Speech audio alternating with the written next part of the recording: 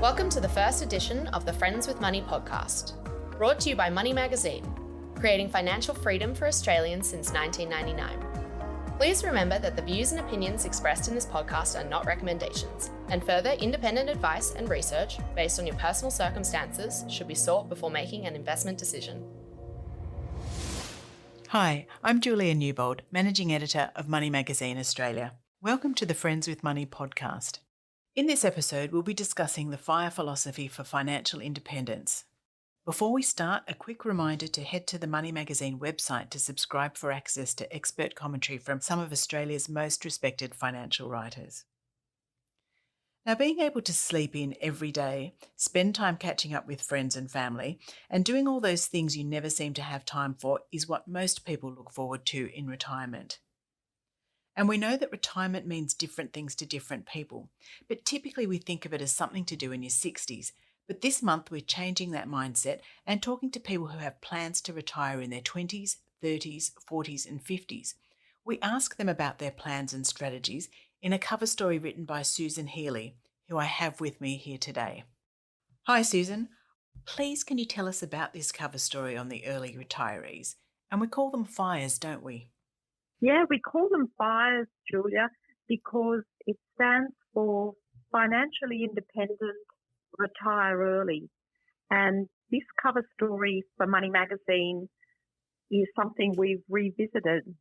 We did the same story in 2018, and then it was an emerging movement to retire early. Since then, I think it's gathered momentum and more people are plugging into it. And in 2018, we spoke to 7 people about their FIRE journey, and we thought it was time to go back and see how they were progressing and also to see how they survived 2020 when share markets died 40% and their retirement investments plunged. So how did you first become acquainted with the movement? Well, there's a famous fellow in the US who's got a website called Mr. Money Mustache, and I started looking at it, and probably Sharon, our digital editor at Money Magazine, definitely takes the credit of pointing me in his direction. And Pete Adonay, who started Mr. Money Mustache, is quite a FIRE guru. And a lot of people in Australia were inspired by him. And he writes beautifully on what has worked for him. He and his wife managed to retire when they were about 30, and most FIREs have quite an interesting perspective on how they save enough money, how much money they need to live on, and they look at everything that they spend money on, I guess, and really think hard about what they're going to benefit from. So when you first started interviewing this group, what were the sorts of things that you found most interesting and surprising? Well, just how quickly people can save hard and how young people can be when they retire. For example, Dave in this issue retired when he was about 28, and he and his partner live on about 40 to 45,000 a year, and I think that surprised me. Also, the other thing that surprised me was a lot of FIREs really enjoy their jobs. You know, they've got rewarding jobs, but they're all consuming jobs as well, so they just don't get a lot of time for themselves. So I think some people might think FIREs were boring time in retirement, but the FIREs I've spoken to who have retired have quite a busy schedule. I guess one of the things that's quite interesting is we talk about FIRE and retiring comes into it, and the word retirement is just such a difficult one for young people to come to terms with, because we think of it instinctively as someone in their 60s who has worked a full career before they're able to take this time out. Yet these young people are seeing it as a possibility to do in their 20s or 30s or 40s. Do you think that the word retire puts some people off? I think retirement's always had a bad connotation. It certainly doesn't mean in the case of the fires that people are just sitting around going to bingo, drinking cocktails and things like that. So I think the message that a lot of the fires like to get out there is that they have a more balanced life. They're just not stressed and having to work in jobs that they really don't like. So I think that really appeals to younger people, especially young families too, who are just squeezed for time. And when you first started talking to them, I guess, it was a bit of a fringe movement that, not a lot of people had heard about them. But in the 3 years since, there's been a lot of blogs that have seemed to have popped up and it's a real community. Do you get that feeling that they're more connected to each other? Yes, I do. And also there are so many different sorts of blogs who have a similar life, blogging about retiring early and building up their financial independence. So you can really cherry pick whoever you relate to and follow them. And also their blogs are really informative, so they'll tell you exactly how much money they're spending on every single expense. It's all there in black and white. So there's a lot of thoughtful information that I find quite transparent and easy to follow. And in the 3 years that you've written the first story to today, what were the things that you wanted to find out in the post-COVID type environment? Oh, yes. Well, I wanted to see if they were still part of the fire movement or whether they'd fallen off and thought, oh, this is too hard. And also, when the share market did plunge, I wondered if some of them might have been tempted to sell their shares. Yeah, so it was really interesting to find out exactly what they had done. In all cases, they had stayed in the share market and they blocked out the noise, and the 7 people that I spoke to were just patiently continuing to put their money into shares. I did find that if anyone was using property and they were using Airbnb, short-term rentals on their retirement, that's probably the strategy that came under pressure the most. And I think the buyers that did invest in the share market found out that by staying the course was the right thing to do because, the share market went down sharply by about 40%, but it was like a V-shaped recovery. It also recovered pretty well. So they are all pretty committed to the whole fire thing even more after this. So there's a real calmness about the fires. They just feel that they have control over their lives. Mr. Money Mustache has a staggeringly simple formula for retirement. For every $1 million that someone saves, you can invest it and get a return of around 4%. And you use that 4%, which in the case of $1 million is about $40,000 to live on. And the idea is that you don't touch the capital, you're just drawing down on the income. And I think that's really clever. It's certainly a formula that it's easy for people to sort of plug in their own numbers to figure out how they can live on whatever the passive earnings are from their investments. So I think that's a really fascinating part of your story, Susan. Susan, can you talk about a couple of the people that you did interview and in particular what impressed you about them? Yeah, sure.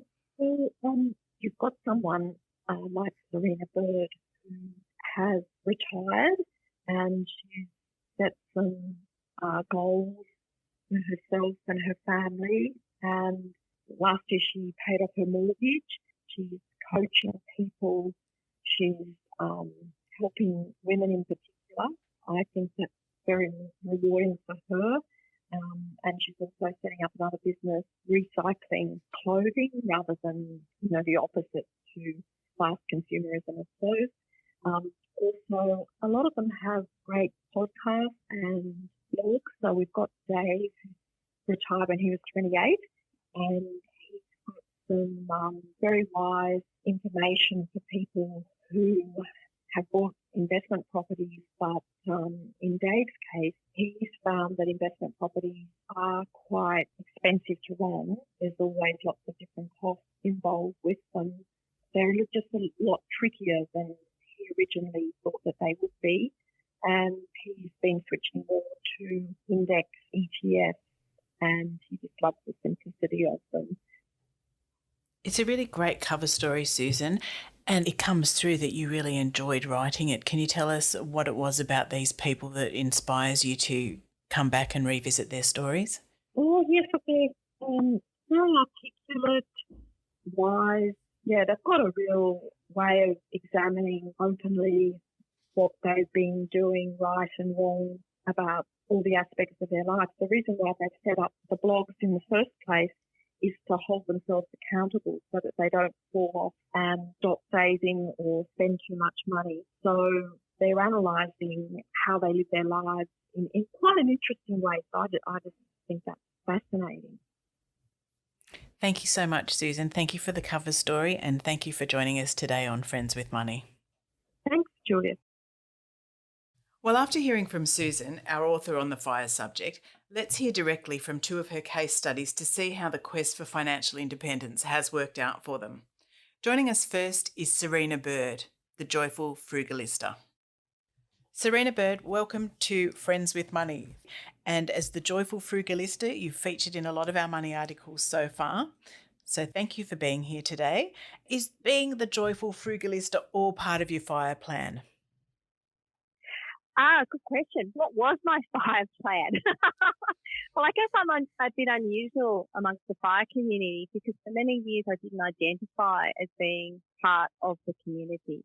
And I guess it's because for many years I really liked my full-time job. Like I always wanted to be in a really good financial situation so that if I ever felt that I needed to leave my job or I lost my job, I was well set up, but I wasn't sort of sitting at my desk going, oh, I hate my job, I want to get out. Does that make sense? Oh, absolutely. And I was like, no, I don't have like a date that I want to be out of this situation. Like that was never really part of the plan.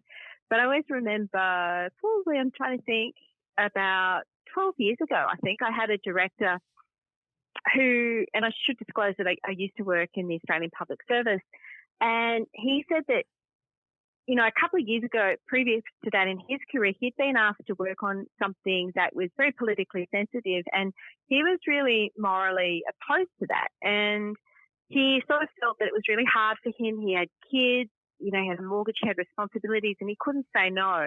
And that always really, I guess, really struck me. So we usually think of government jobs, public service jobs as being really stable, and they are to a point. But, you know, sometimes you can be called to do things that don't always fit your personal values. So I always wanted to be in that financially secure place where I was never put into that situation. So I guess it's all about having choice and being able to have those choices as early in your life as possible for you. Yeah, absolutely. Choice is a big one. And, you know, I guess the more that I started listening to other people in the FIRE community, and I know you've talked about Dave, who you've got on soon, and certainly I love his work and he has such a strong voice in this space. The more you sort of start to listen to that, the more you sort of go, well, actually life's too short. You know, what am I doing if I'm not happy at work, if I'm not feeling like my life is being lived in line with my purpose? And I guess that's what happened to me. You know, like I got to that stage where I was so close to that sort of crossover point. We knew that we could live on, you know, one salary. You know, we don't have a mortgage now on our main property. We've got positively geared investment properties. You know, we could sell up everything and we could live fine, right? So we're in that good situation. But my work environment, my particular team turned toxic. Now, this can happen. So this isn't a dig at my former employer at all. In fact, I'm about to go back for a bit, which is an interesting development. But it's just sometimes that is actually what happens in modern workplaces. And normally we just sort of suck it up or go on stress leave or do things. But I'm like, well, you know what? I actually don't have to deal with this because I don't need financially to be in this job. And that was actually really a real groundbreaking moment for me when I sort of realized, you know, this actually works. Like, I can just walk out the door. I've got choices here. So when did you really feel that you're part of the FIRE community? Yeah, good question. I think probably in around 2019, 2018, when my book was published, there is actually a part in the book where I say I'm not really part of the FIRE community. And I guess I didn't feel that I identified with the FIRE community. It was partly because I wasn't young, because there's a lot of people who are their 20-something who want to retire by 30. And I was, in my early to mid 40s. I'm 48 now. My financial path had a big setback because I'd gone through a divorce, and that had put me back many, many years. So I tended not to talk about financial independence, but rather about financial resilience and the ability to really rebuild and survive financial shock. So I was less about that end goal of retiring early and more about being resilient with your money, I guess. But then in 2019, I just sort of went, well, actually, there are a lot of people who identify as part of the late FIRE movement. Like, they may not have started in their early 20s, but still an early retirement or the ability to retire when you're ready is actually really empowering. Do you think that the word retirement makes it sort of difficult to identify? Because, we think of that as something you do when you're over 65 in most cases. and it's something when you're younger, it's a really difficult concept to, think out. Do you think that maybe it could be renamed something else? It could be more about the independent side of it? Yeah, I do much prefer the term financial independence, because I do think retirement, I wouldn't say it's outdated, but, when I think of retirement, I think of a man in a corporate career who works to 60-something and then stops completely. And I think in the reality, as most people progress in their work careers, they transition in different ways. Some women, for instance, or men, they want to take time out mid-career for caring responsibilities. So that's how they use their financial independence. They might want to go traveling or travel around the world. They might want to work for a not-for-profit or start a not-for-profit. Or they might want to sort of gradually sort of ease out of the workplace. Like, some people choose to stay in the workplace to be connected or to do other things. So I think this kind of concept of retirement, I don't think it really quite suits how people are often choosing to work. What's kept you on track, like to be financially independent or be able to stop working? What's just kept driving you? Yeah, good question. I think setting goals is a big one. Like, every year you set a goal. Like, this year I'm going to pay off my mortgage, or this year I'm going to save up X amount. I know people talk about budgets a lot, and I was really intrigued that a late starter FIRE blogger called Sean at Project Palm Tree, he did something about a year ago where he asked a number of FIRE writers whether they had a budget or not, and many of us didn't. I do now, but I didn't for many years. And I think that's because we're naturally frugal, or we've chosen to be frugal, and so we tend to set goals rather than budgets. And, we'll set an ambitious saving goal, and we will do everything we can to keep on track. Like, I remember talking to a friend about how I really wanted to pay off my mortgage. This was in my previous home before I sold that and moved to the apartment where I now am. And I've now paid that off again a second time. And I said, for instance, if I'm standing at Aldi and I'll see a really lovely sheet set or quilt set on sale, I might think, oh, wow, I really love that. But that's $60 that I can then save instead. And for a long time, I had this method that, if I was going to buy something like that quilt set that was $60 and I sort of picked it up and then I put it back down again, I would then transfer that $60 onto my mortgage. So it was a really tangible way that I would reach my goals. And my friend said to me, look, I'd just buy the quilt set. And there's nothing really wrong with that. But it's just when you have a goal, it really, really makes you focus on your decisions on achieving that. It is a very different mindset. But what happens if there's some sort of minor setback, like you get a parking fine or you've been speeding or something that's really unexpected? Does that throw you, or do you keep your eye on the big prize? Oh, yeah, look, that really throws you. And but, I think you've got to sort of go, well, from a place of blessings, I've got savings, I've got money, I've got abundance, I can pay for this. It's all fine. And I remember I was preparing to leave work. In fact, I'd already tendered my resignation, and I did get a parking fine. And I was mortified because I'm a bit of a nervous driver. I didn't get my license till I was 31, and usually when I go to work, I cycle. But on this particular day, I'd had a medical appointment in the morning, and then I'd driven. And I wasn't that confident about parking. The parking spaces were quite tight, and I'd reparked a few times, and I was really happy. I'd got in the lines and I'd purchased my parking ticket. But what I hadn't realised, I'd actually gone too far in the front. And so the car in front of me was quite small. So I'd been fined for illegally parking because I wasn't completely within the lines. So I was mortified about that. And it really did set off this scarcity thinking in my mind about, oh my gosh, how am I going to cope in, post-work, the universe is sending me a sign, and I sort of had to put that aside and go, no, the lesson here is just be more careful when you're parking so this doesn't happen the next time. And actually now, whenever I need to go to that particular area, I know the parking's bad, so I just take an Uber, and I always just rejoice in doing that, and it saves me a fortune just having Ubers because I know the parking's always difficult there. What real challenges have you faced in your journey? What challenges have I faced? Well, I guess the biggest one is that, obviously you probably know already that I had gone through separation and divorce.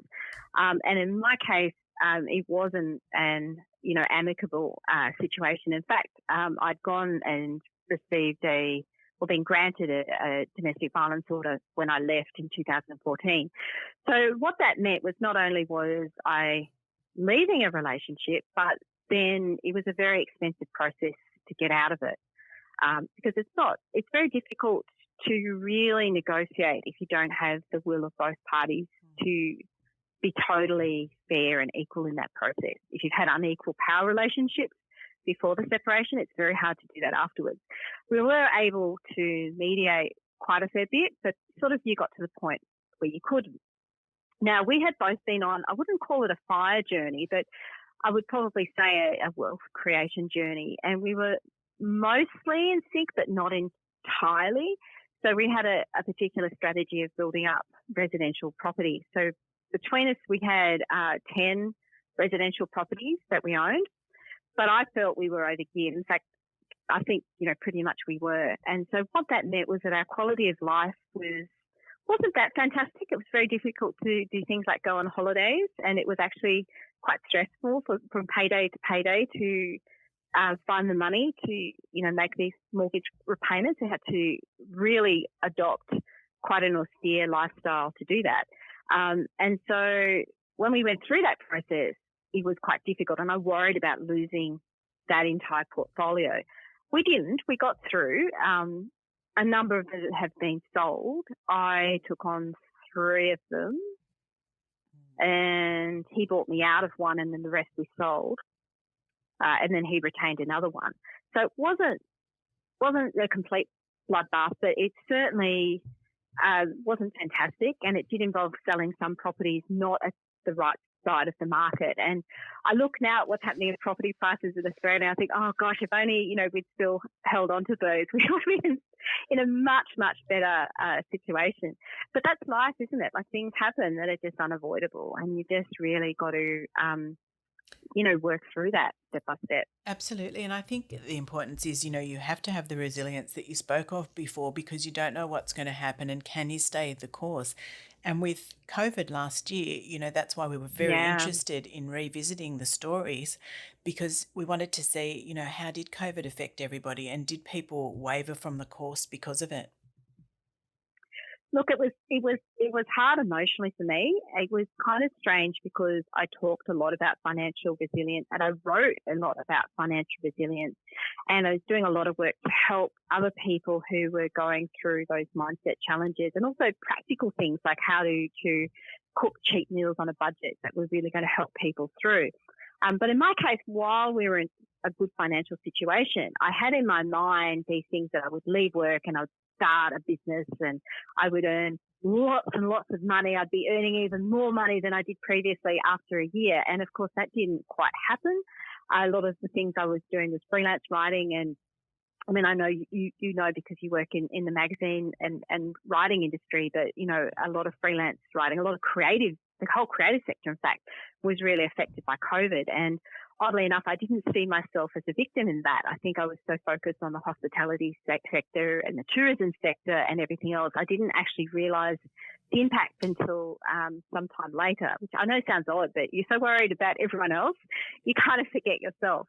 But it was, you know, there were times when I was like, well, have I made the right choice? Have I made the right decision? And, you know, in the end, I do feel I have. Like, I feel that I've lived my life with purpose. It was incredibly valuable for me, particularly to have more time for my kids as we were going through the bushfires and COVID. They're only young, they're only 8 and 11. And I think it's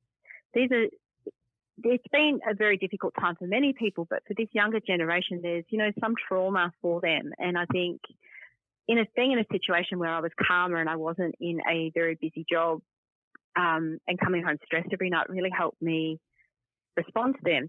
But interestingly, as I sort of mentioned, I'm going back for a bit. I was actually approached recently to go back full-time for 3 months in not quite my former job, but very similar. And that's interesting too, because I'm looking forward to it. I don't necessarily want to go back for a career, but like I said earlier, I don't see that, you know, retirement in these days and age or financial independence is sort of you close the door and that's it.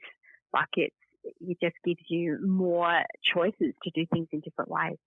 And I guess, you know, having the opportunity to have built up your savings and your finances, if it turns out that this job isn't, you know, satisfactory to you or you feel it might be toxic and whatever, you have the option to leave once again. And does that make it different to the way you now go back and approach another job?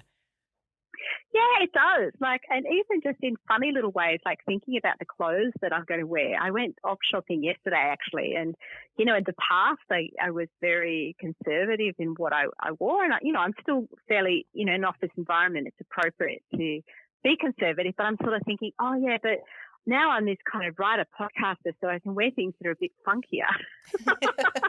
I can have a bit more of my voice. And I think that's it, really. Like, I don't feel that I have to sort of necessarily toe the accepted line and, you know, do what the boss tells me exactly right so that I can be promoted. Like, I sort of feel like I'm there for a short period of time, almost like a consultant. So, like, obviously teamwork's important and respectful communication's important, but I feel that I have, you know, more of my own voice and personality that I can bring to that now. So if you have to sum up in a couple of words what the FIRE movement has meant to you, what would you say? I'd say community, really.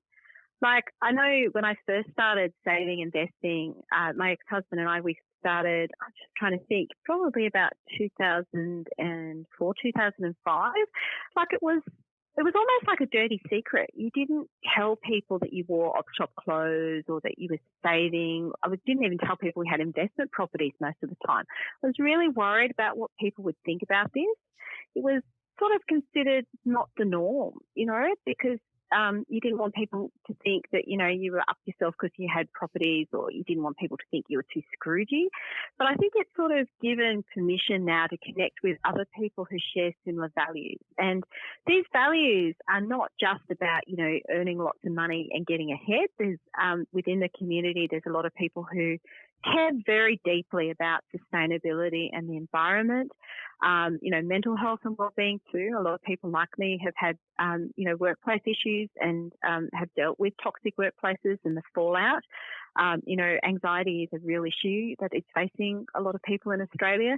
And also they value family in their community over stuff. So, yeah, I really think that the FIRE community is just so strong and so important in rethinking how we live our lives, basically. Thank you so much, Serena. Lovely talking to you, and I look forward to talking to you again. Thank you so much. And joining us now is Dave, another great example from the FIRE cover story in the April edition of Money magazine. Hi Dave, welcome to Friends with Money. We've just heard from Susan about yourself, and she told us that you retired at 28, which is amazing. What got you on the journey? Well, it all started really when I was at work as a teenager. I was probably about 19 at the time, and I I started getting frustrated with work for various reasons, and I started looking around at the older guys at that workplace and thinking to myself, well, that's going to be me in another 40 years or so. And that kind of, I guess it scared me, and I figured like I have to do something so that that's not me, just working week after week just to kind of exist and just to pay the bills. And that just didn't seem like a very enjoyable future. That's not what I wanted for myself. So I figured I have to do something else. So that's when I started to research how to build wealth and stuff like that, investing, because I figured that, well, you know, if you're wealthy, then work becomes optional at some point. So let's figure out if that's possible. Now, you've got your own blog, which is strongmoneyaustralia.com. Yep. Did other blogs help you? Like, where did you research? Was it, you know, this is nearly 10 years ago, I guess, from when you were actually able to retire that you started on the journey. Was there a lot available to help you? Back then, honestly, I'm not sure if there was much in the way of blogs and that. I didn't tend to find all that much online, just a few articles which were pretty simple about different strategies that were available. But I mainly just started reading a bunch of different books at the library and just absorbing as much as I could and going that way, because there's so many blogs and even podcasts and that now, but back when I was starting, there wasn't really that much that I could find. And so when you started, would you have considered that you were quite financially savvy? Yeah, probably. I was never bad with money. So even from my first job, I would always keep at least some of that money because I figured it's going to be useful for something rather than spending it all. I'll keep some of it. And I was living pretty simply at the time with, pretty cheaply. I mean, we were living in a share house with a few friends. So it works out that even if you spend your money going out and whatever, there was still some left over. So I was never one that was in debt or anything from the start. So I kind of had a leg up that way. That would be pretty unusual for someone who's 19 or 20, I would guess. Like, what were your friends like in the share house? Yeah, everyone kind of did the same thing as far as I knew. We didn't really talk about money, but from what I could tell, everyone was at least staying afloat and not getting into debt. So I'm not sure if that was just a coincidence or what that was about, but yeah. And so you started saving this money. I guess you got your pay and you put some aside straight away. Were you investing it straight away as well? No, not initially. Back then, when I started focusing on saving, I was putting it into, what you would call a high interest savings account. I'm not sure you're allowed to call them that anymore. They probably actually paid high interest then. Yeah, well, they did. I was getting, I think it was about 5.5% or something like that back then. So I was pretty impressed with that. So I was getting excited, putting money in there every month and seeing the interest payments get bigger and bigger. So that was quite motivating in itself. So that's where I started putting my money initially. And then you went into property? Yeah, that's right. So when my savings reached a level where I could afford to buy a property, that's what I did with it. The savings account wasn't a long-term kind of a plan. And, you know, on reading a lot about, you know, people who've become rich and been able to live on passive income, a lot of people seem to have done it on property, but you found that hasn't been the best for you? Well, I thought it would be initially, and that's why I started in property. But it turns out that shares are generally more efficient at generating passive income once you have some wealth behind you, because there are so many costs associated with property. So you might get a decent rental income, but once the long list of costs are accounted for, it usually eats up like 40% of your rent or around that mark. That's what we've found over the years. So you're not getting quite what you think you are when you're getting an income from property. And what's your experience been with the FIRE movement? When did you set up your blog and how have you found the engagement from it? So I started the blog a few months after I left work, actually. I'd been compiling sort of some scribbles and some notes in a pad at home because a friend encouraged me to do that because he just said you might use it one day. So I thought, oh yeah, well, it can't hurt. And then after a few months, I was looking at this notepad and thought, oh, well, maybe I'll start a blog and see if I like it. And if I like it, I'll keep going. And if I don't, maybe I'll think about doing something else. But yeah, so I started that, and the response was pretty good. People seemed to enjoy what I had to say and found it useful or helpful for them. So it kind of motivated me to keep going. And now there's a lot of blogs and there's a huge community around it, which is really kind of exciting. So it's good to see. And do you feel that the community is an important part of your life now? Yeah, it's definitely become that way because I suppose once I stopped work, I wanted to try and help other people see the benefits in managing your money in a different way, that you can use it to buy your time back and choose to live a different life than the lives that most people are leading.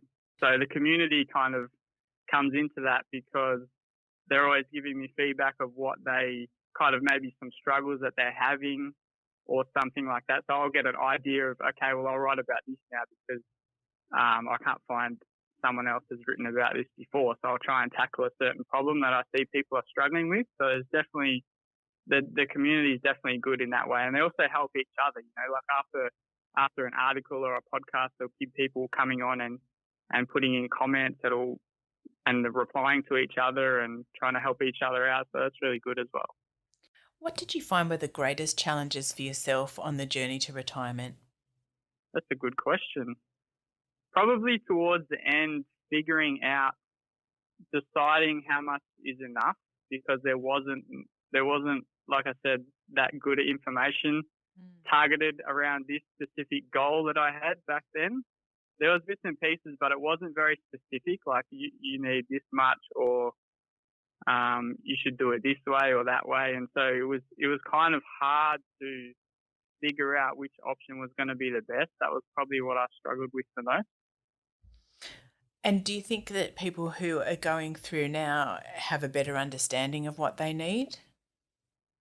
Yeah, I think they do. Yeah, I think that's the case because there's so many blogs out there that now everyone's saying similar things, but in their own unique way. And so you can reach more people that way because certain people will kind of gel with the information that one person's putting out in a way that they don't understand it from the perspective of another person's writing. So it's helpful that way. And do you have to work now, or are you fully retired? No, I don't have to work, no. Right. And when you talk to people through your blog, I guess, or however you meet people in the community that are on the journey, do you find that they're usually able to stay the journey, or do you find that it's really difficult for some people? I actually haven't. I've heard of some examples of people saying that it's not for them, but not so much in Australia, or not from the people that I've spoken to. I haven't heard of anyone kind of giving up or anything like that, or saying it's too hard, or that's not sort of come onto my radar. So I can't really say I've got any experience with that. Did COVID affect you and your investments at all? I did a little bit in the sense of our share portfolio. The dividends from the share portfolio was obviously a lot less because companies made a lot less money, so they paid out much lower dividends, but that's recovering this year. But we weren't really too affected because we're both me and my partner these days have some part-time income, so that kind of helps. Plus we have a fair bit of cash kind of as a backup plan, so that kind of helps. And no, so we weren't really too affected, I wouldn't say. Do you think you have to have a resilient mindset to be able to cope through these things? Yeah, I do. I suppose you have to have a bit of an optimistic mindset too, because there's so much negativity around that it's easy to buy into that sort of doom and gloom attitude. So you have to have an independent mind, I would say, where you can allow information to come into your head, but you don't let it affect your thinking too much, because you have your own beliefs of the future, which is hopefully based on optimism, because that usually is the best course of of thinking. And did a lot of people reach out to you at that time for your advice? No, not really. Actually, I didn't really notice any difference in people struggling or being worried or anything like that. I did see some comments on, I can't remember, it was one of the forums anyway, and there was some new investors who are quite scared and not sure what was going on. So I ended up writing an article or two about that. But other than that, no, everyone seemed to be just kind of cruising along and doing their own thing. There was a case, I remember, that there was someone who lost their job, and they were very, very thankful that they were part of the FIRE community in the first place, because having a bunch of savings behind you and then losing your job puts you in a much better position than if you had just spent all your money that whole time. Absolutely. Thank you so much for your time today, Dave. It's so interesting to talk to you. That's all right. It's good to chat. Thank you very much. We hope you enjoyed our Friends with Money chat with Susan Healy, Serena Bird, the Joyful Frugalista, and Dave from strongmoneyaustralia.com. Thanks for listening to the Friends with Money podcast. For credible, independent, and easy to understand financial commentary, visit moneymag.com.au. Please keep in mind that the information discussed in this podcast is general in nature and does not consider your personal circumstances. Reliance should not be placed on any of the content without further independent financial research and advice.